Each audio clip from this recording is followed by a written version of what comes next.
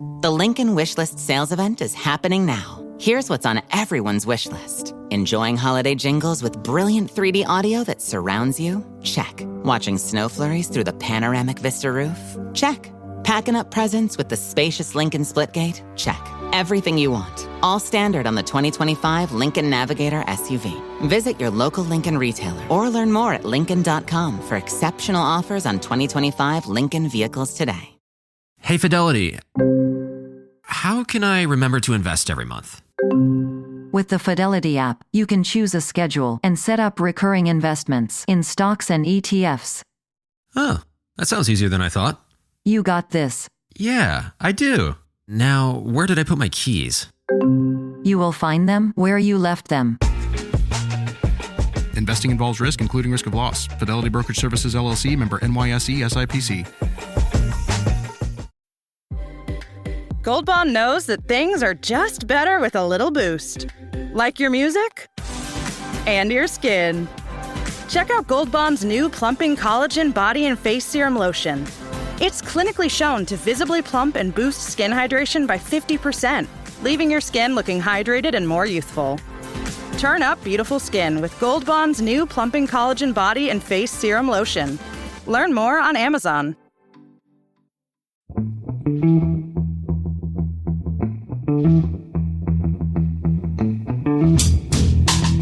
Hello and welcome to The Price of Football, the show that looks at the money behind the beautiful game with Kevin Day and Liverpool. Oh no, he isn't. Liverpool University's Kieran Maguire, and yes, it is not Kevin Day today. I am producer Guy, standing in for Kevin for the next few weeks.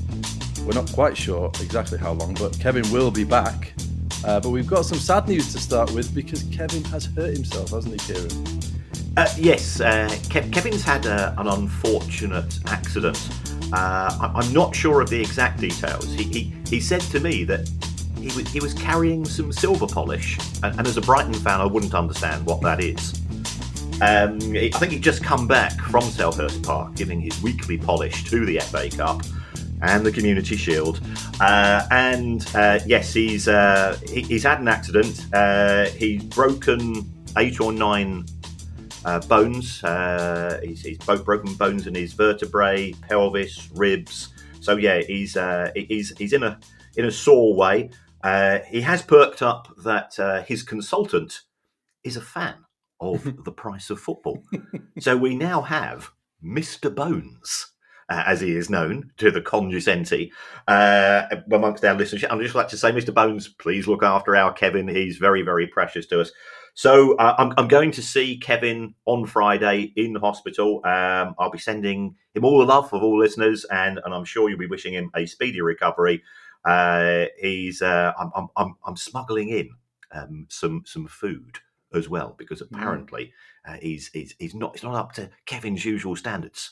So I'll be, but yeah, on a more serious note, we love Kevin to bits. He is my big brother as far as I'm concerned, and we'll be willing him a speedy recovery, and he will be back. Okay, he will be back. So can I just say, Justin Morehouse, please stop texting me.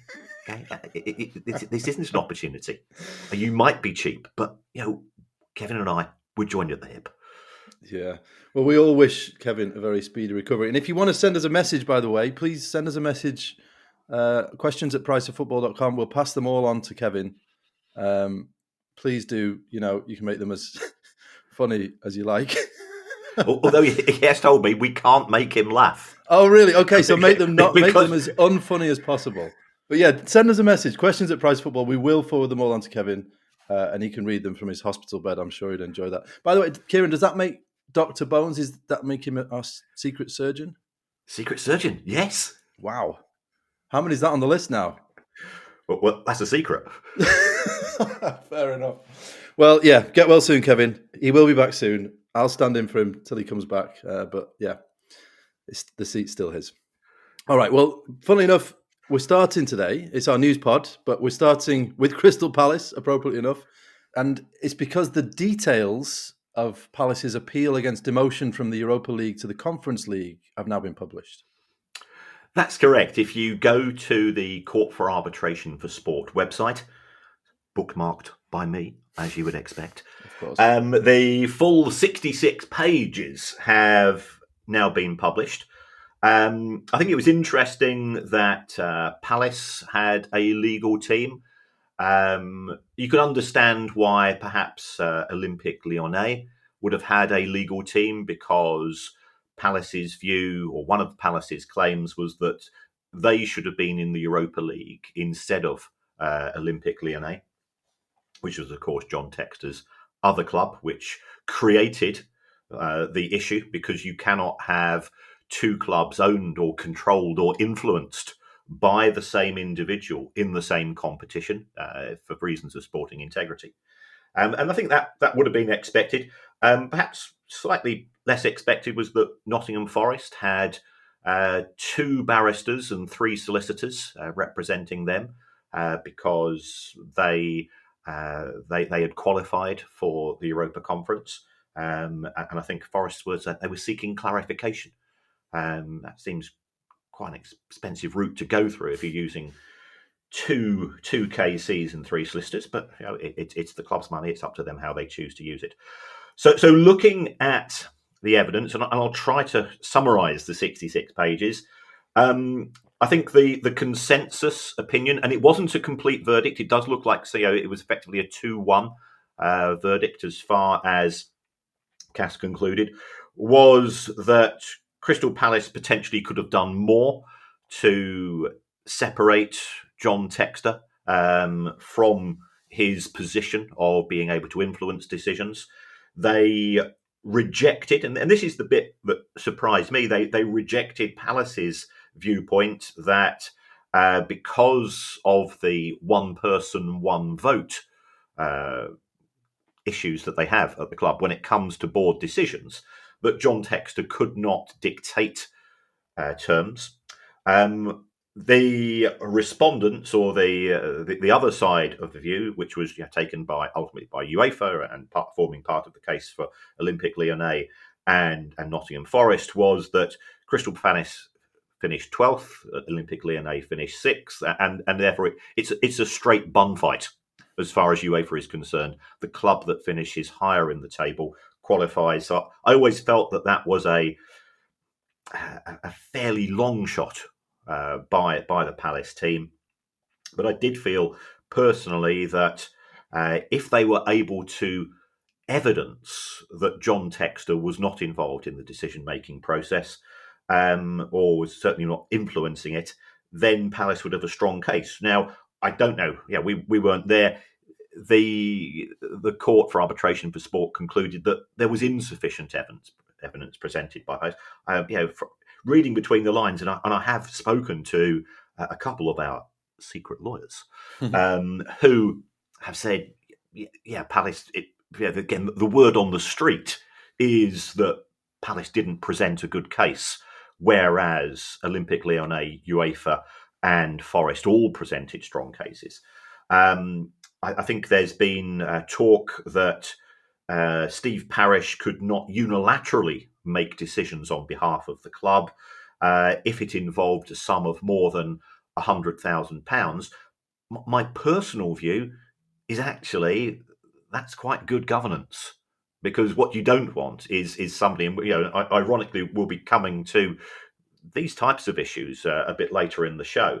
But also, I think one of the issues that was presented was that Crystal Palace had a number of loan deals with Molenbeek, which again is a club linked to John Textor, and therefore is that evidence of influence of John Textor in the affairs of Crystal Palace. Palace said, well, we have loans with lots of clubs, but 6 is quite a fair number. So on the balance, it's gone against Palace. I must say, from a footballing point of view, and this pains me to say as a Brighton fan, Crystal Palace won the FA Cup. The reward for winning the FA Cup is to qualify for the Europa League. So from a sporting point of view, I think it's a bad decision. But looking at it from a legal interpretation, Palace presented poorly, and they were outmanoeuvred because the cases put forward by the other parties were stronger. Do you think this will have a bit of a ripple effect among the other sort of multi-club companies, if you like, the companies that own more than one club, to get them to get their houses in order to avoid this from happening to them? Yeah, I mean, I think the evidence is very clear. This was avoidable. And again, I think Steve Parish's claim, "Oh, we don't check our emails," that looks amateurish to me. And again, looking at parts of Palace's claim, they say that the rules are inherently stacked against small clubs such as themselves. That's as maybe, but Drogheda got kicked out. And I would argue that what's happened to Drogheda is actually harsher than what's happened to Crystal Palace. But there are Crystal Palace, and again, this was put forward by, shall we say, the case for the prosecution in the most recent Deloitte football money league. Crystal Palace, 25th biggest club in the world. If you're the 25th biggest club in the world, you really should have a set of procedures that allow yourself to do a risk assessment. And we all do risk assessments every day of the week. And as a professional body, as a professional football club, I absolutely understand Palace's position. They didn't think they were going to win the FA Cup, but Forest, they weren't necessarily convinced they were going to be in the Champions League. But they saw that they had a chance, and therefore they set up the blind trust.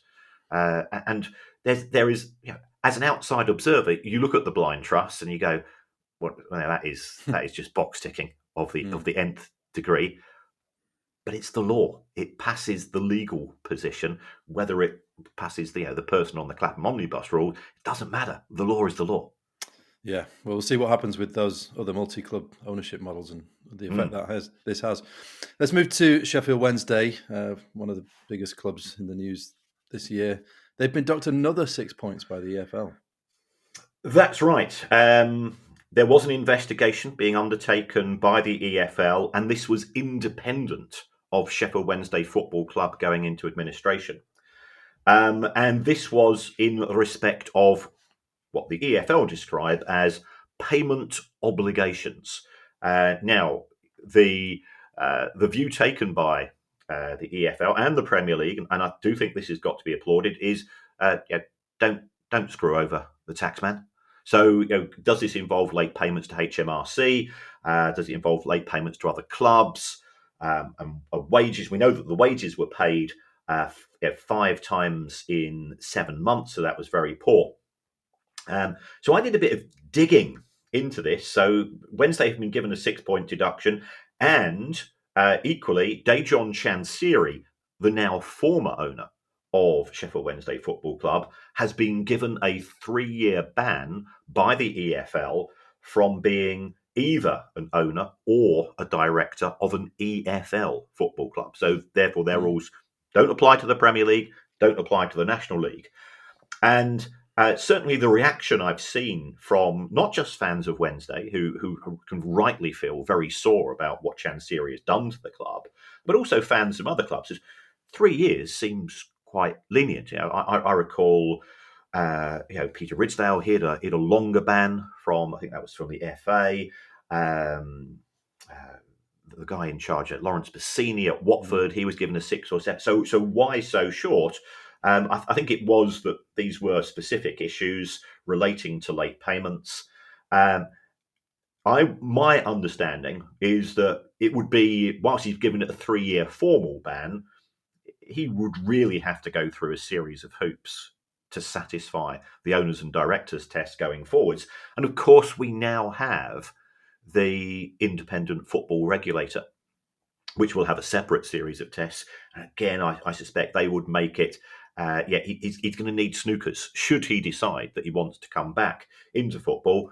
And then there's a separate issue: has he got any money? For all of the faults of Dejon Chansiri, he's lost £60 million at the football club. I expect him to lose substantially more at the stadium company as well, and he's not going to get any money for his shares in terms of loans.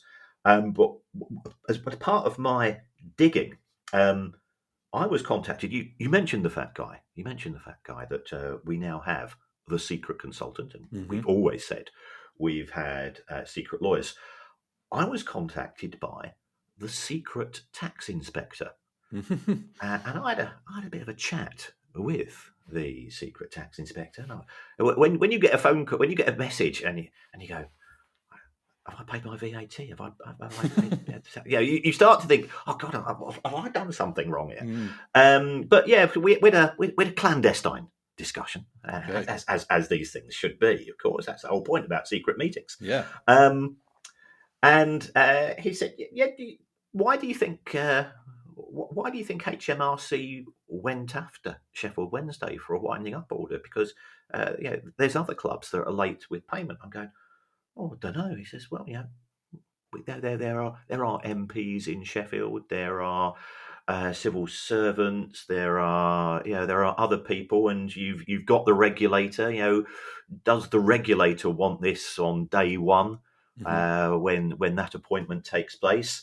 So he said, "I'm not saying it was pressure. There's no pressure put on us, but the view was there would be zero objections, shall we say, from anybody else within central or local government or the civil service, should we choose." So I think it's fair to say that perhaps there was an acceleration by HMRC into threatening a winding up order, because they knew that the only response that Dejan Chansiri could do was to put the club into administration. And I've never known an administration to be so welcomed. I think that was that's such an indictment of Chansiri's ownership. Yeah, I mean, it was welcomed by fans and everyone, wasn't it, really?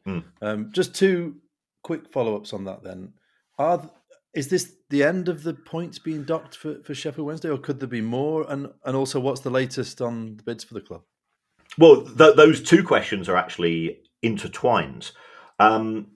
If an offer comes in for Sheffield Wednesday, and by all accounts, I think, according to media outlets, Mike Ashley had a £20 million bid rejected out of hand by the regulator. There are, I believe, 10 parties, and the guys at Radio Sheffield and the guys at the Sheffield Star and the Sheffield newspapers are doing fantastic work on this. There are 10 parties who have managed to provide proof of funds of £50 million.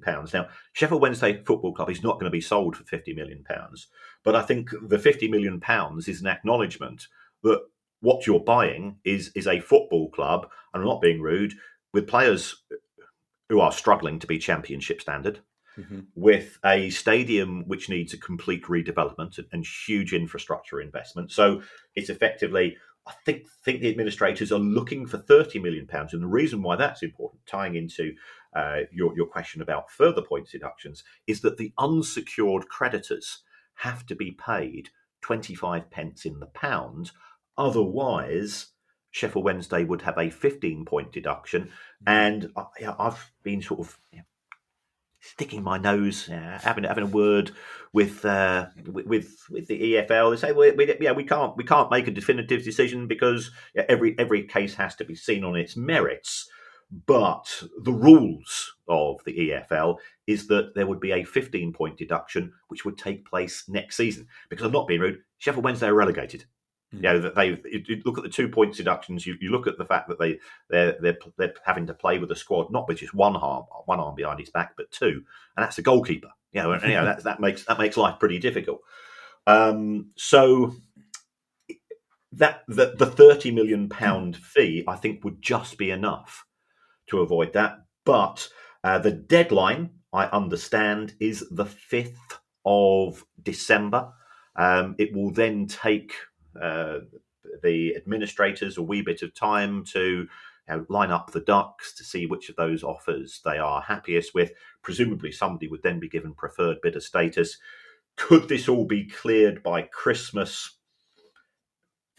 Speaking from the world of insolvency, everything's possible. I can assure you we're more than capable of charging for 24 hours a day. And in fact, there's a couple of insolvency practices I know, and I know your blood pressure is of great concern to myself and Kevin, Guy. There's a couple of insolvency practitioners who charge more than 24 hours a day. I was going to say, I bet you could if you wanted, couldn't you? But because I love you so much, I won't name them. Thank you.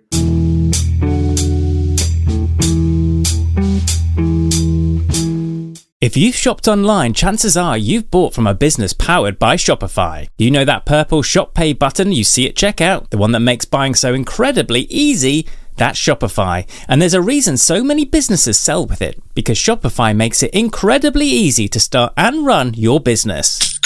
Shopify is the commerce platform behind 10% of all e-commerce in the US. Sign up for your $1 per month trial and start selling today at shopify.com/promo. Go to shopify.com/promo. When the holidays start to feel a bit repetitive, reach for a Sprite Winter Spiced Cranberry and put your twist on tradition.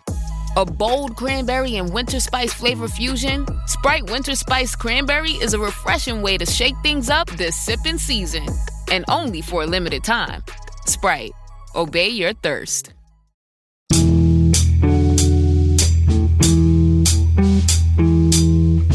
Another club that's it's not as serious as Sheffield Wednesday, but it is suffering its own financial problems is Exeter City, and they are making a second round of redundancies. Yes, and going back to what I was talking about in terms of Crystal Palace and having a series of internal controls, and how we've got more than 8 people listening to the show when I start talking about internal controls and approval procedures is beyond me at times. But these are necessary in a business, because otherwise one person can cause chaos. And there's a good article by Sam Cunningham in the Times, and it's good to see the national newspapers are covering stories which go beyond the Premier League and the usual suspects in the Premier League and so on. And what appears to be the case is that there's been a huge overspend at Sheffield Wednesday, at Exeter City, both in terms of the playing budget and things nothing to do with the playing budget. Yeah, there was an overseas trip which completely lost control of costs there, and sometimes people get a bit giddy.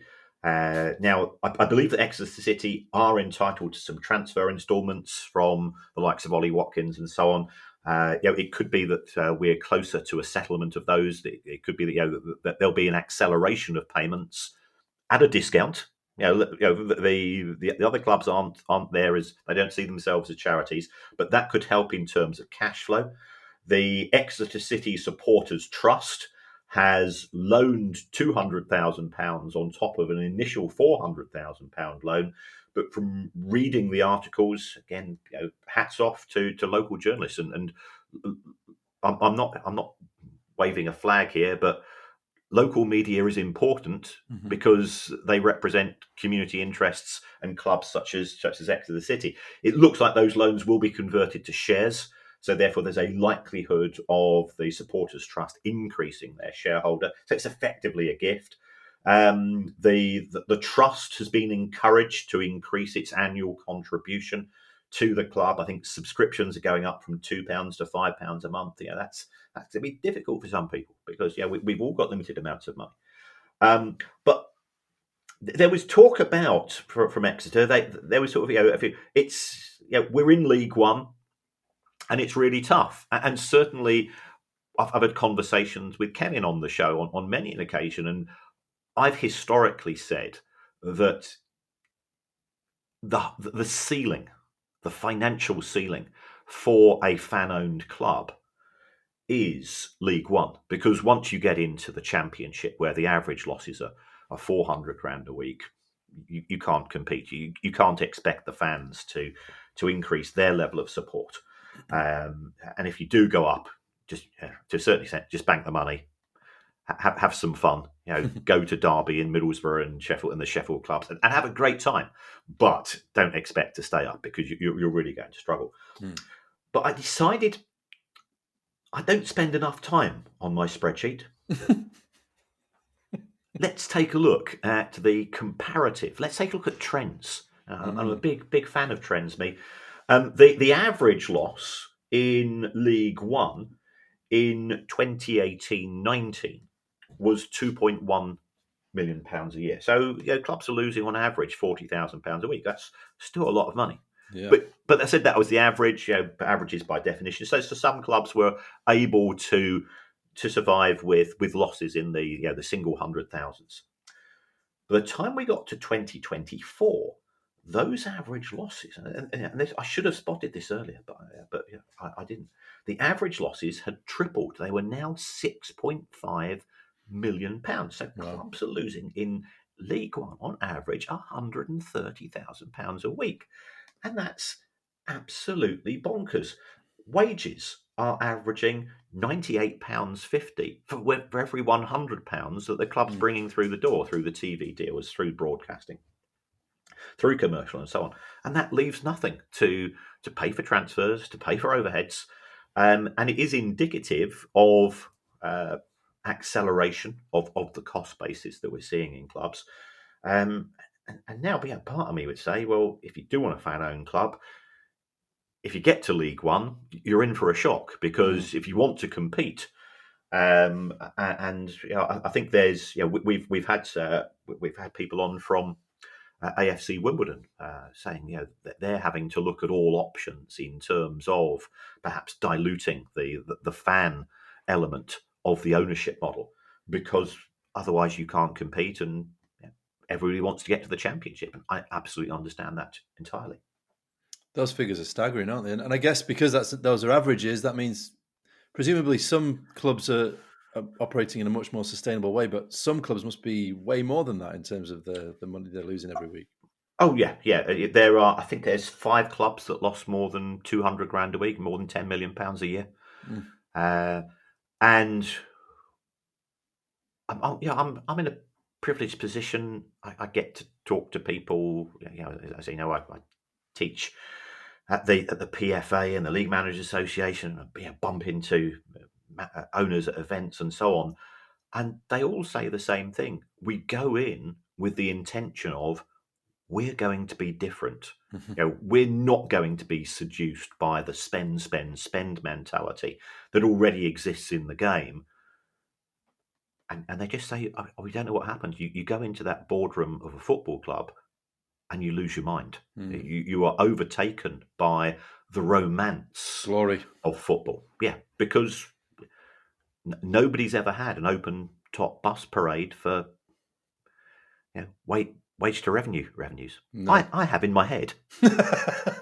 In your dreams. In my dreams, yes. I don't think there'll be people waving little flags.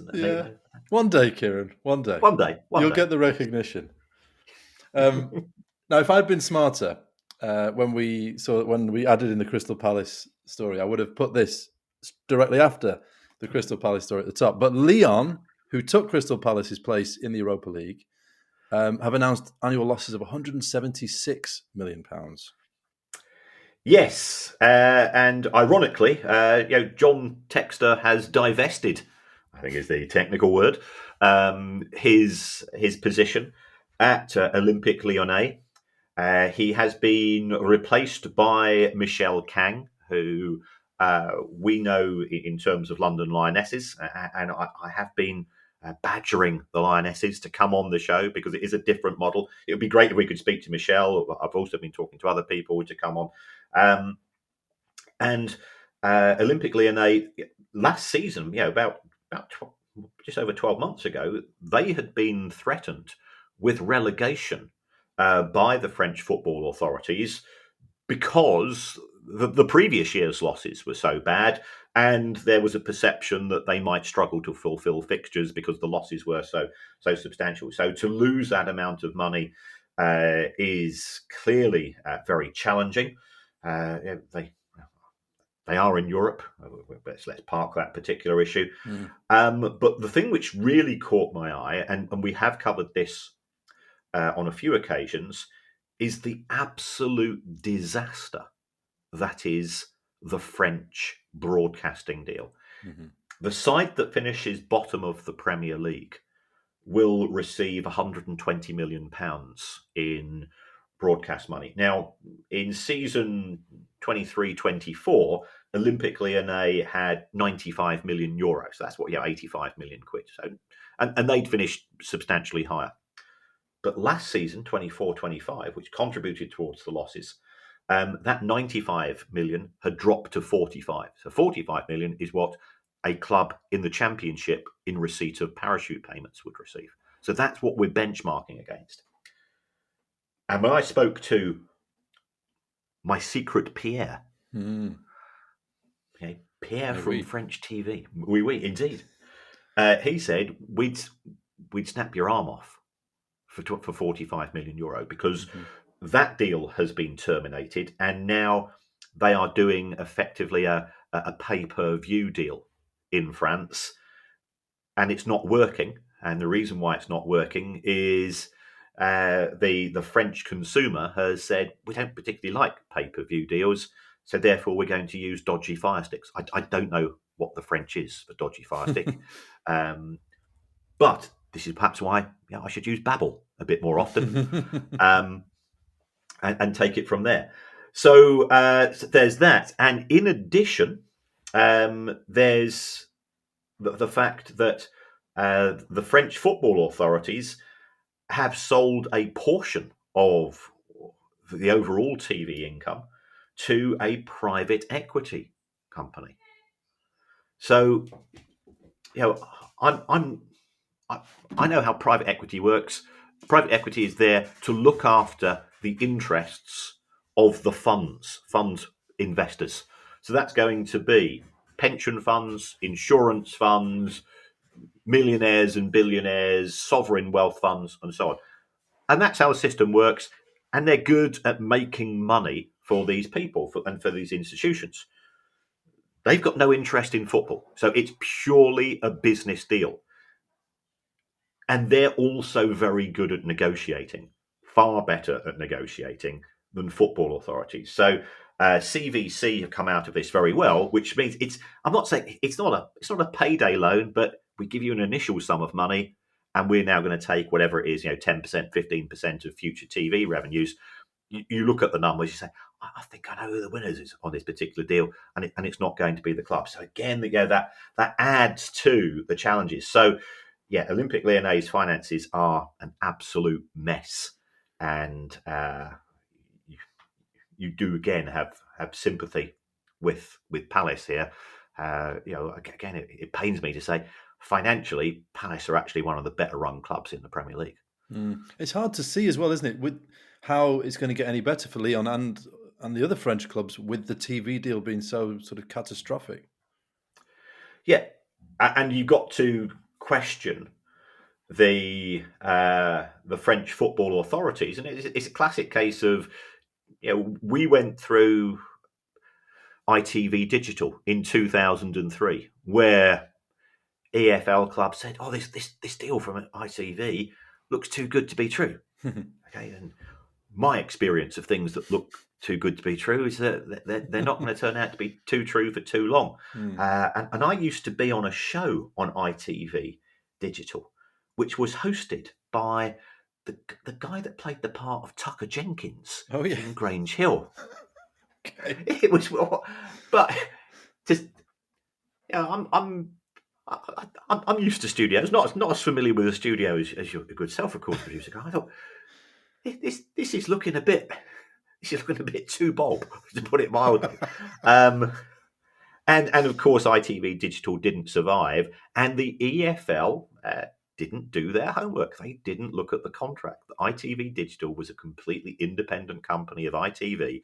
So ITV just simply collapsed ITV Digital, walked away from the EFL, and that's why we ended up with all of those clubs going into administration and so on.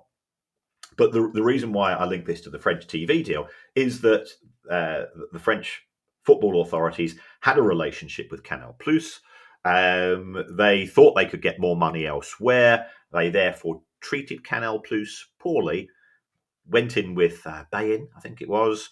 That didn't work. Bayin had a get-out clause because the viewers weren't delivered, so they effectively walked away. The French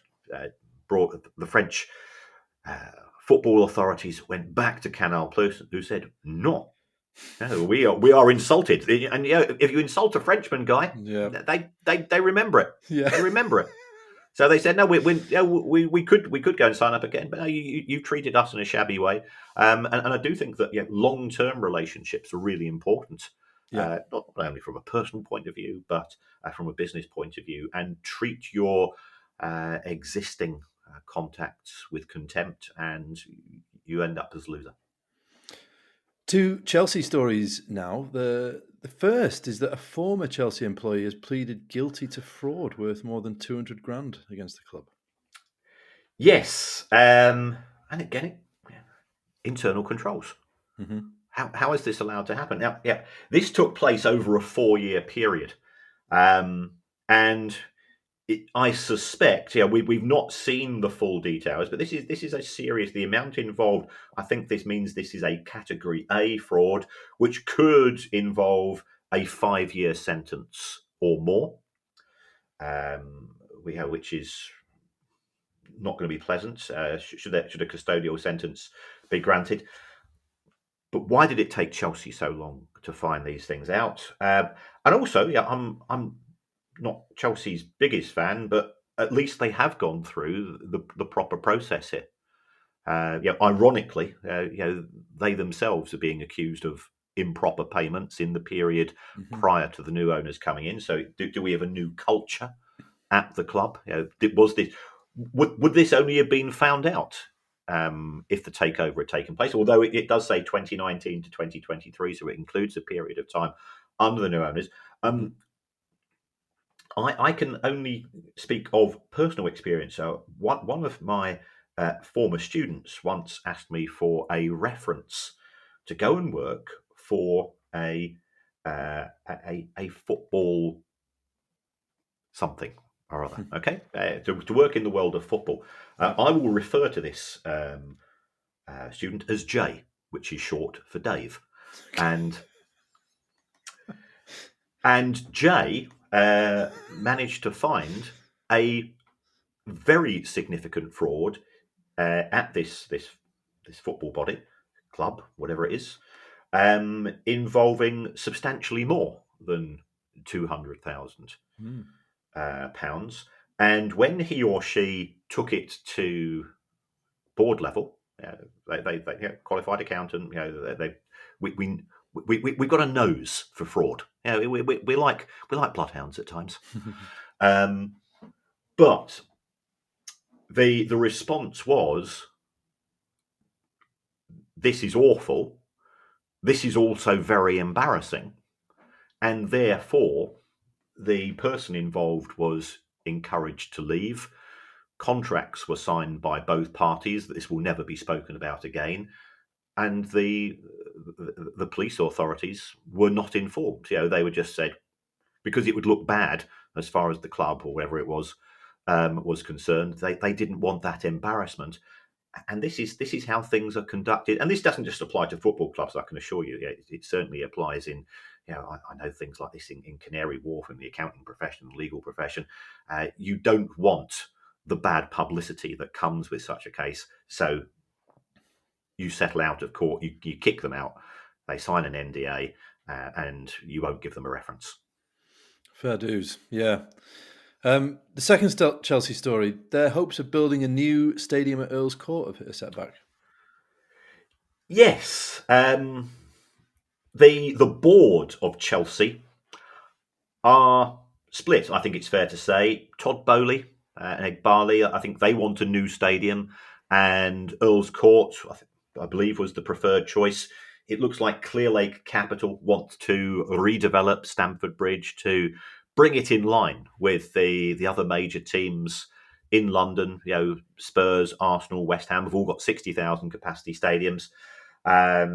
But Hammersmith Council have last week approved a £10 billion housing and retail development. So, £10 billion, and when it's ever been to Chelsea, that'll probably get you 3 townhouses. But that's going to be broadly at Earl's Court, which is going to make it very difficult because they won't want 2 major projects taking place, potentially side by side. So it diminishes the ability of Chelsea to move to Earl's Court. Are they paying a price for dithering under the Abramovich years when the opportunity to go to Battersea Power Station was first being spoken about? And I think Abramovich, he was unhappy with some things taking place in London. Remember that his visa was being restricted, so I think he decided not to go ahead with that. And people will say, well, yeah, Stamford Bridge is fine. It holds 41,000. What's the problem? The problem is that Chelsea's matchday income is around about £80 million a year.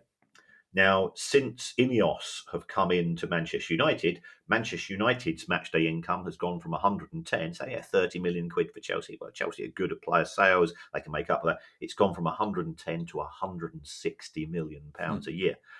This has SCR. Our squad cost ratio is now in the building. And you look at that and you go, well, okay, what's 85% of an extra £80 million? Quickly do the sums. That's 68 mil. It allows other clubs, the other major clubs, to spend money on player investment to a greater extent than Chelsea. So big decision at the boardroom, I think, as far as Chelsea are concerned. Yeah, and I guess it must be pretty tricky to build a stadium in London at the best of times. But some of the places they're looking at are this is prime London locations, aren't they? They are, but and I was fortunate enough to be in London past couple of days. I went along to collect the award on behalf of myself of Kevin for the best podcast. I'll say no more than there's a new case coming at CAS, April 2026. Glendenning, you might be called. I'll say no more than that. But I think there's some crazy statistic that 80% of the cranes currently being used in the UK are being used in London. If you take... So there are ways and means of developing property. At the same time, the reason why there's so many cranes being used is that because land is so expensive in London, you have to build up rather than... And by definition, a football ground has a large footprint. So therefore, there are relatively few sites. There's an awful lot of people looking after those sites. And a £10 billion housing and retail development, therefore, is going to be an easier sell than a football ground, which is used 25 times a year. Yeah. Now, it seems a long time ago to me that Barcelona had... Was it UNICEF as their front of shirt sponsor? And everyone thought, sponsor. Oh, that's nice, isn't it? That's what a great thing to do. But those days are over, aren't they? Barcelona have announced that they've agreed a sponsorship deal with a crypto startup registered in Samoa, and they're getting a bit of heat for this, aren't they? Yeah, well, I think if you squint, Guy, the UNICEF logo and ZKP, the Samoan-based crypto, whatever it is, which is going to be issuing some coins, made an announcement that they will be going to become the official blockchain partner. Now, let me be perfectly clear. I'm a fan of blockchain. I think something which gives a register of ownership and transactions. I like that. It gives you again, speaking as account, gives me a potential audit trail. And I know from people working in the arts and entertainment, improving ownership and so on, it can actually be a force for good. Less of a force for good is the proliferation of sales of tokens and coins and products which have zero credibility apart from the fact that they attract people who think that they can get rich by buying them and finding a bigger fool. It is the classic find a bigger fool model. Mm-hmm. What do these organizations seek? They seek legitimacy. They seek normalization for their products. ZKP had about a handful of followers on Twitter. They make the announcement with Barcelona. Barcelona is one of the biggest football clubs on the planet. And all of a sudden you get a lot more attention. So that's what we have there. And so there was a backlash against Barcelona, and then Barcelona put out a message on their website to say, they're just a blockchain partner. We're not endorsing their products. We're not saying that these tokens are something that you should invest in. And again, that's a word which really irritates me. You are a speculator. You are not an investor. Don't ever try to think that you are an investor. When you are investing, you're investing in a business which sells products and services. Well, these people, by definition, they don't. The digital coins are just a series of bits and bytes and so on.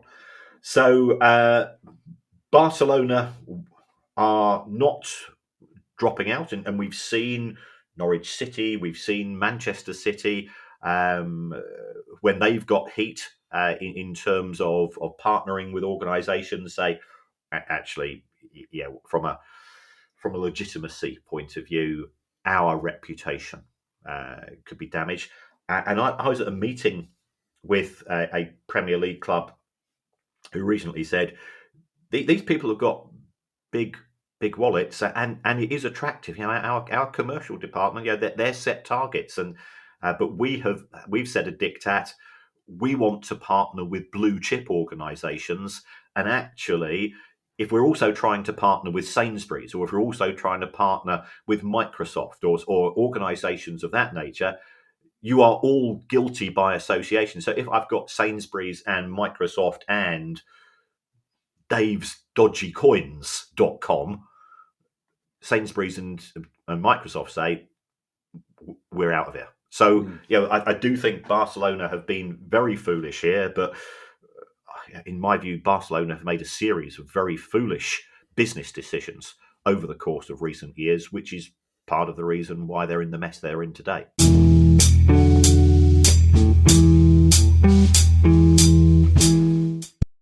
Don't chew on that, Max. Cooper loves that chew, too. Oh, now he's into Cooper's food. Wow, he is loving it. What do you feed Cooper? Blue Buffalo Life Protection Formula. He never leaves a crumb. I love it because it's made with high-quality protein, nutrient-rich fruits and veggies, and wholesome whole grains. Looks like we're switching to Blue. Blue Buffalo foods are made with the superior ingredients your dog needs to thrive. Can your dog food say that? Visit feedbluefood.com to learn more. 'Tis the season to cozy up with all your favorite holiday movies and shows. You coming? Where? To the North Pole, of course. Like a very Jonas Christmas movie and Home Alone on Disney+. Should I burn down the joint? I don't think so. Then snuggle up with the Polar Express and National Lampoon's Christmas Vacation with Hulu on Disney+. I think we're all in for a very big Christmas treat. This season, there's something for everyone with Hulu on Disney+. Bundle subscription required. Terms apply. Visit disneyplus.com/Hulu for details.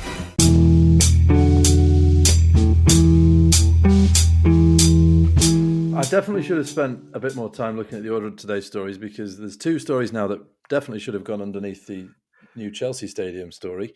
Both stadium related. The first is that Leyton Orient have announced the architecture firm that are going to lead the planning and design of its new stadium and what it calls its wider multi-sport campus. Yes, Leyton Orient, again, new owners, new ideas. So this is Populous. Populous are pretty high profile architectural firm. And this is an acknowledgement of something that we've said on many an occasion. Football clubs have got a cost base for 365 days a year, and they generate revenue on 25 to 30. So can we do something to attract people to the stadium on other days? So it looks as if Leyton Orient, and I think they're being ambitious. I can't remember the actual capacity, but you look at it, well, if they fill that, I was thinking that they'll do well.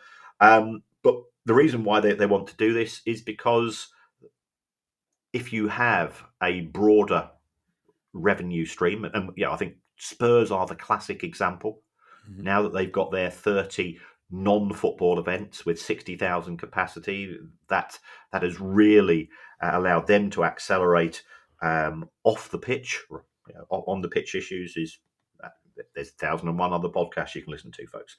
But it's great. I like Leyton Orient as a club.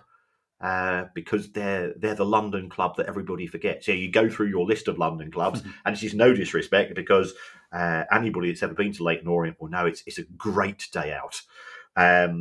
That they tend to be a bit forgotten about, and they did have that spat over who was going to use the London Stadium. I'll be honest, Leyton Orient, you got the better of the deal. Anybody that's ever been to watch football at the London Stadium, unless you you've got a strange habit of always wandering around with opera glasses, you don't get to see very much football. You get to see pin football at one end of the pitch and a very nice running track, in effect, where you're an away fan behind one of the goals. Well, I can confirm Leyton Orient's a great day out. I was there 2 weeks ago with my brother because he lives right near the ground, and when I went to see him, we went to watch Leyton Orient. So I can confirm it was outstanding. Our second or third stadium-based story, the Scottish FA has secured a multi-million-pound long-term partnership, they say, for the naming rights of Hampden Park. Yes, we used to have the Barclays Premier League, but we now have the Barclays Hampden Park. Mm-hmm.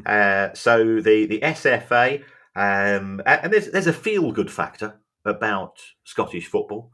I don't care whether you're Scottish or not. I still think that the last 10 minutes of that match against Denmark has been sort of the sporting highlight of the year. It was glorious, in many regards. It was bonkers, and that's what we want from football. We want it to be sheer joy and misery, because that is part of the double-sided coin. That's why we all love the game. So yes, they've signed a long deal. I think it's fair to say, short on the type of detail that I like, multi-million. Well, 2 is multi-million. So long-term. I had a long-term partnership which lasted 8 days. I thought it was going to last longer, but she didn't. So these are things. My slight concern is, from our experiences at when Kevin and I went to Belfast, we got into a taxi and said, "Can you take us to the Clearer Twist Stadium?" And he goes, "What? Windsor Park? Oh yeah, fine, mate." If you have an established name for a stadium, then getting the name of the sponsor into common conversation is difficult stroke impossible. So, myself and the Baroness, we went to see a T20 game at the Oval. We didn't go to the Kia Oval. We went. I'm going to the Oval, and I'm a South London boy. I know. I'm not going to call it a Kia Oval. I remember when I went with my uncle Terry the first time I saw a cricket match. Blah blah blah. So it does diminish the potential value, and therefore maximising income streams from sponsorship is impossible if you're an established stadium. But there's no downside from the SFA's point of view, and Barclays get a great, bit of more prominence, so they'll be happy with the deal as well. I'd argue that the Tough Sheet Stadium is the exception to that rule. Well, being off the wall, being wacky, I think works absolutely. Yeah, and our old friend Andy with the Wham Stadium, that works too, doesn't it? Yes. Right, two stories to finish. So the PFA and the EFL have launched what they're calling the Off-Pitch Pathway Scheme, or OPPS, which they say is a new initiative designed to help former players move into meaningful long-term careers away from the pitch. That's got to be a good thing, hasn't it? Yes. And again, for complete transparency, I work for the PFA. I think what they're trying to do to broaden the options for their members, the opening of the PFA Business School, and we'll get Maheta back. He's a friend of the show.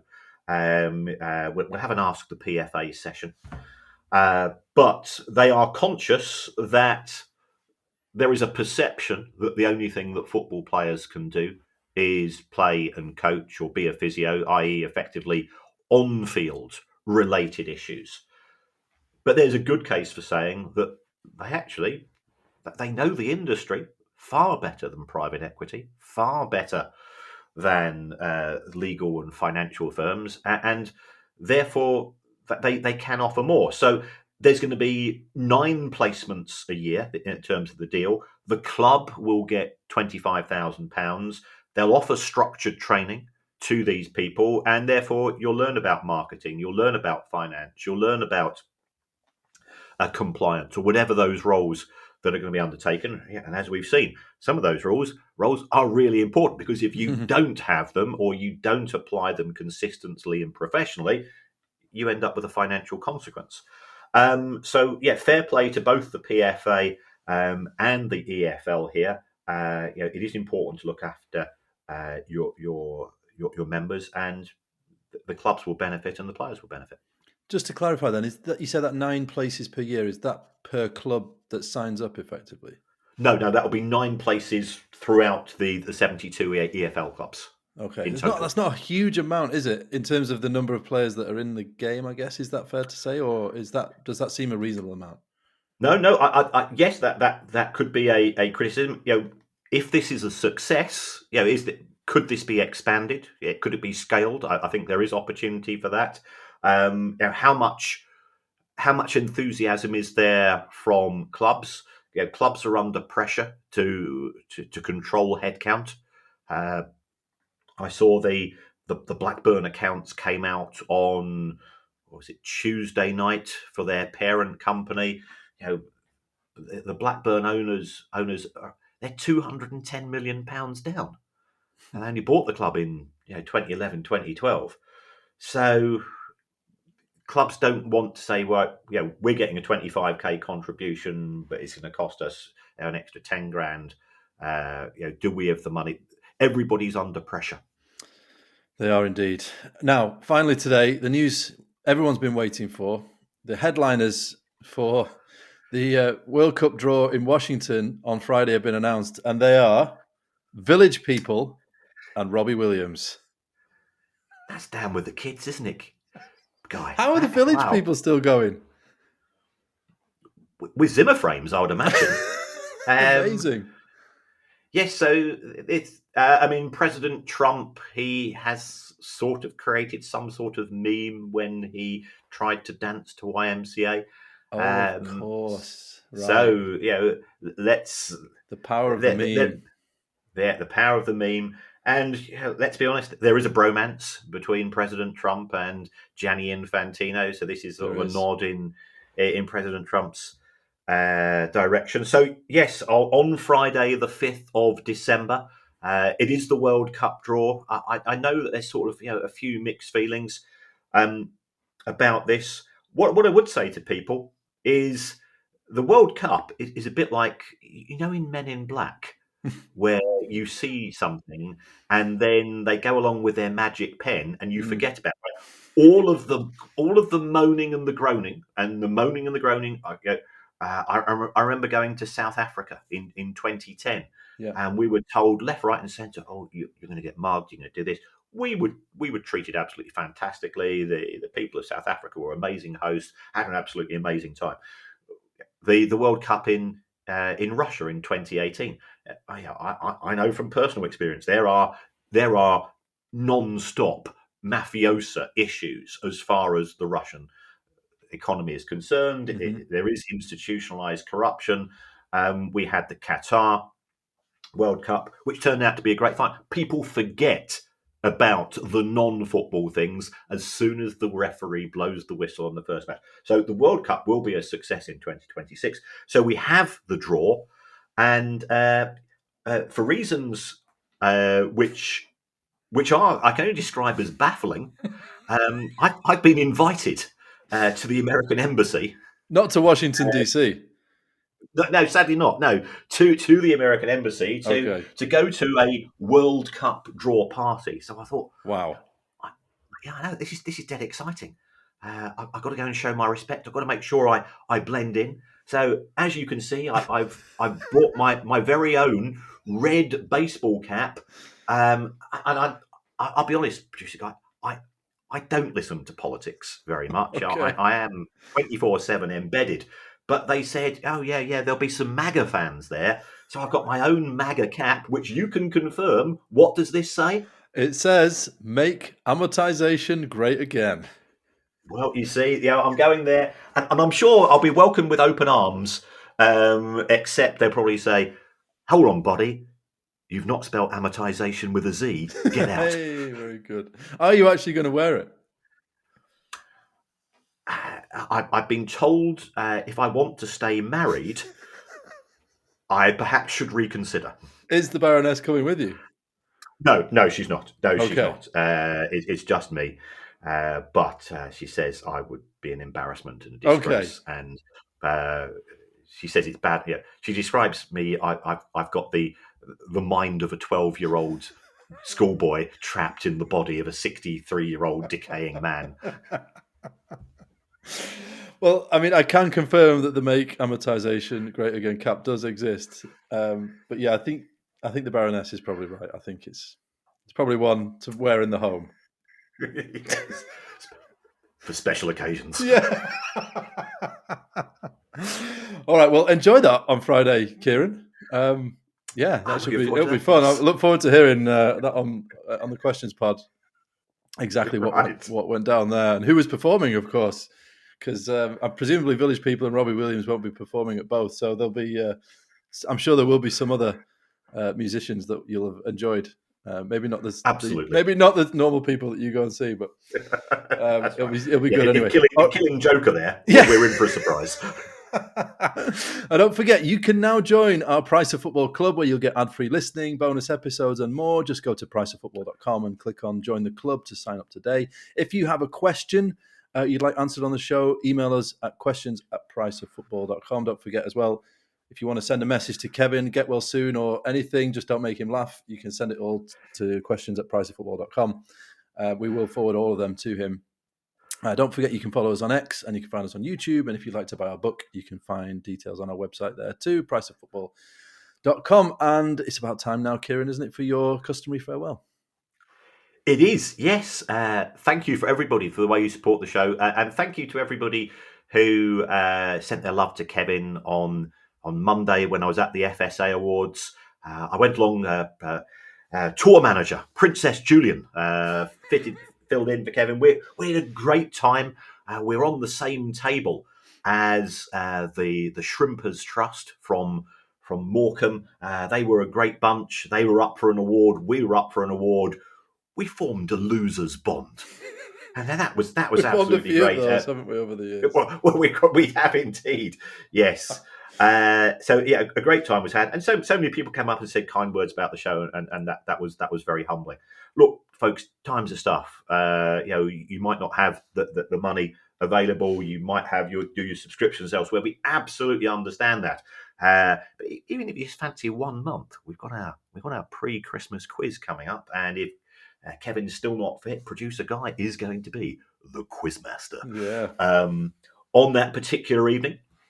So and it is that'll cost you, what was it, £4, $3.99, something like that. Yeah. It's worth it for. I should know that, shouldn't I? But yes, it's around that figure. Yeah. Can you imagine what your partners or loved ones are going to say? 3 days, was it 2 days before Christmas? No, I can't go out this evening for the office do. I'm going to the Price of Football online Christmas quiz. It's the opposite of Mad Friday. It is. Yeah, it's chilled out Monday. Chilled out Monday with the teetotal chartered accountants and producer Guy. What better way to spend the evening? You won't be worried. There'll be nothing on telly. But if you want to support the show, actually, and I've got the man who knows this, really knows this, it genuinely helps us if we get reviews. And the way that the Apple algorithm works is that it's just the fact that there is a review rather than what's said. So you could rather say you'd rather have the show presented by Justin Moore. No, I can't say that. I can't. So, I'll leave it at that. Brilliant. All right. Well, thank you, Kieran, as always. Thanks for listening. Do get those messages in for Kevin, and see you soon. Bye. The Price of Football.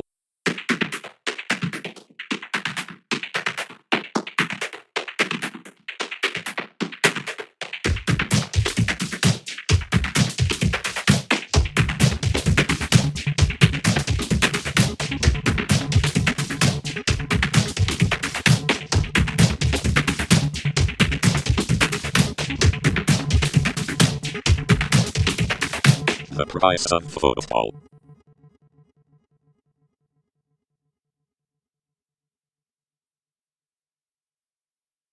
Hey, Ryan Reynolds here, wishing you a very happy half-off holiday, because right now Mint Mobile is offering you the gift of 50% off unlimited. To be clear, that's half price, not half the service. And Mint is still premium unlimited wireless for a great price. So that means a half day, yeah?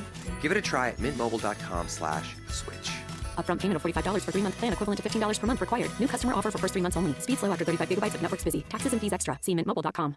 Hiring isn't just about finding someone willing to take the job. You need the right person with the right background who can move your business forward. If you want candidates who truly match what you're looking for, trust Indeed-sponsored jobs. With Indeed-sponsored jobs, your post stands out to quality candidates who actually fit the role. According to Indeed data, 90% are more likely to be hired and trusted by 1.6 million companies. Spend more time interviewing candidates who check all your boxes. Less stress, less time, more results. Now with Indeed sponsored jobs. And listeners of this show will get a $75 sponsored job credit to help your job get the premium status it deserves at Indeed.com/Podcats13. Just go to Indeed.com/Podcats13 right now and support our show by saying you heard about Indeed on this podcast. Indeed.com/Podcats13. Terms and conditions apply. Hiring? Do it the right way with Indeed.